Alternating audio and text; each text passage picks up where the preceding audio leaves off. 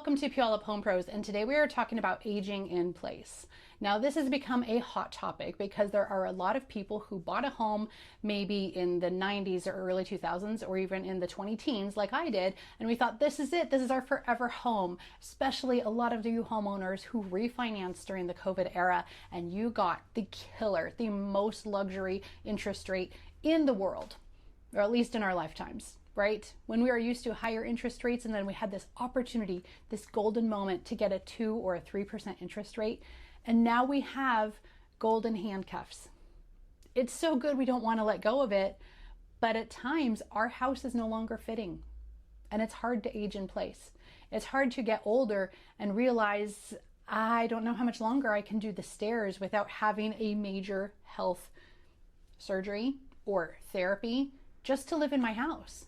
I don't know how much longer I can stay here and manage to, sweep off the driveway, do the yard maintenance. I don't know if my bathroom is going to work for me in the long term. So let's talk about it. What would it take to stay in your home? Now, in some homes, there is a primary bedroom on the main floor. But in American architecture, we have not done that for a long time. So unless you're already in a rambler where there's only one floor, it is unlikely that you have a primary bedroom on the main floor. Do you have another room that you could convert into your primary bedroom on the main floor? Do you have sort of an office, den, bonus room, maybe even a playroom space that you could convert into a bedroom? If so, that is probably the most ideal situation because adding on is going to cost quite a bit. Just converting a bedroom, an office into a bedroom, easy peasy. It's usually a change of doors, maybe adding a wardrobe or a built-in closet of some kind. Now we're talking in the $5,000 to $10,000 range, maybe even less if you already have some kind of room on the main floor that you can convert to a bedroom. Excellent situation.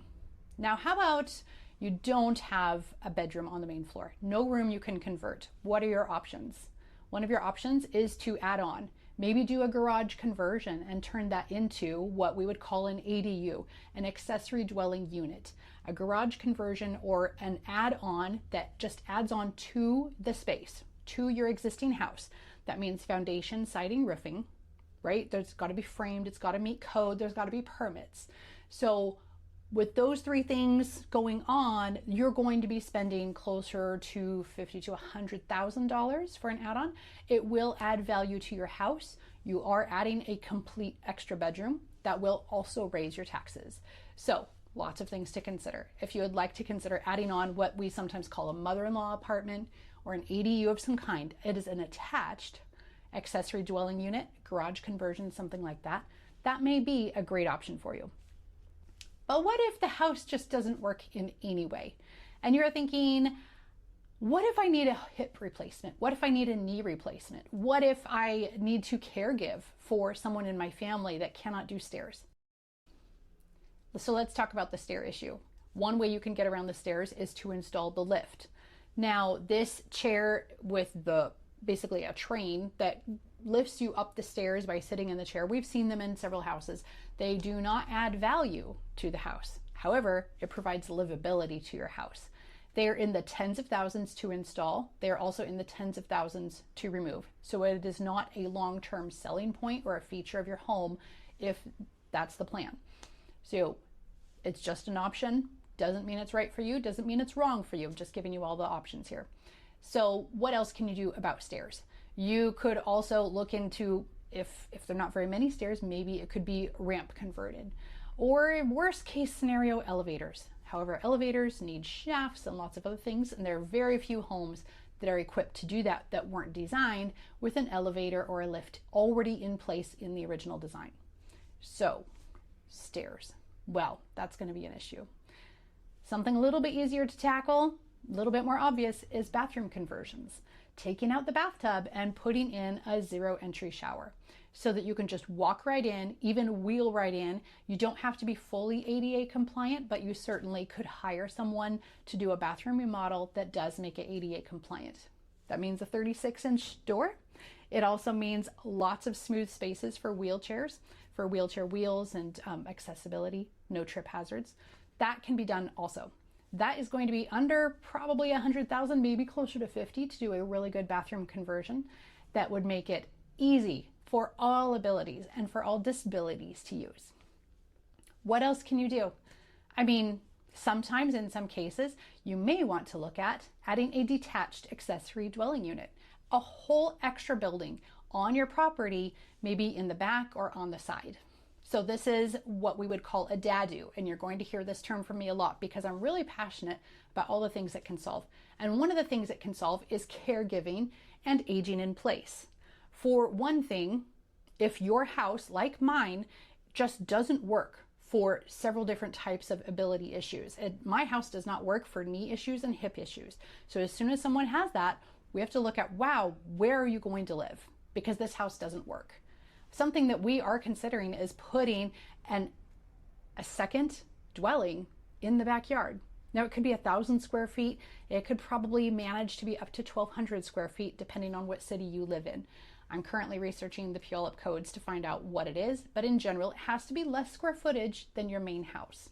What are the setbacks? What are the rules? Well, that is something we would get into during a permitting phase, and I would love to introduce you to some people that I know that would help you walk through all of those things. There are many builders out there who have done these DADUs in multiple jurisdictions, and they know what you're looking for, and they know what the cities and counties are looking for as well. I am looking for maybe 1,000 square feet in the backyard. It's going to have a kitchenette, it's going to have a full bathroom, and it's going to have living space for someone that would be all one level, all smooth surfaces with, compliant and easy to use everything. Doors, no stairs. It'll be awesome. That way, whoever it is in my household that actually needs a completely stair-free environment, they have their independence in the backyard. They have their own home. They can cook their own meals. They can live completely independently, where my house doesn't work. So works for aging in place. Whether that's my mom, my mother-in-law, or another family member that needs that, we can make that happen. Now, what about for caregiving? Maybe your house is actually the perfect setup, but in-home caregiving is not really what you want. Or maybe there's a family member who would step up and do caregiving for you, but a little separation, a little independence. That's where this backyard DADU, this backyard mother-in-law, she shed, whatever you want to call it, this backyard living space, maybe not only a great addition to your property, but a wonderful solution to age in place, have caregiving, still have independence, but help when it's nearby. So think about the DADU. Think about your backyard and how it might be used in a better way that would support you for the next 20 or 30 years. And if you don't need it right now, maybe that's rental income. Maybe that's a little bit of independence for some young adults just launching, but I'll have a different podcast episode about that. So aging in place, we have covered converting one room in your home into a bedroom, maybe a garage conversion, bonus room or den. We've talked about the accessory dwelling unit, just adding on to the home. We've also talked about maybe doing the DADU, the detached accessory dwelling unit outside the home, a whole separate foundation, sewer, kitchen, everything outside your home as a second dwelling unit. Now, what about everything? You need stairs, ramps, kitchen, bathroom, everything. That's starting to look like a whole house remodel. Whole house remodels are going to be in the hundreds of thousands, and so you would want to talk to someone like American Design Build here in Puyallup because they handle whole remodels. And there are many houses where that is actually the best use. The house is older, a lot of the architecture is outdated, maybe not even up to code anymore, but the bones of it still work. We've all seen those HGTV shows where the bones are good if it was slightly changed, right? If the kitchen was slightly bigger, if the bathroom had better access, maybe that wall just doesn't make sense anymore in today's culture or for today's needs. So let's talk aging in place. Can you age in place in your home? I hope you can. I hope you can stay there for as long as you want to. But if it is better to just sell the home or add this accessory dwelling unit, add a detached accessory dwelling unit, please come talk to me. I'd love to introduce you to some of the people that I've met along this journey, some of the people that I know who are very experienced and will be able to guide you with compassion along the way. So I'm Nikki at Puyallup Home Pros. I hope you enjoyed this podcast episode. Thank you so much to my editor and producer and also my husband, David, for editing these things and getting them out there for me. You can find me anywhere you get podcasts. And if you've got an idea or you've got a question you'd like me to answer, just submit it in the comments. I'd love to talk about real estate issues and real estate solutions for you. All right, let's get you home.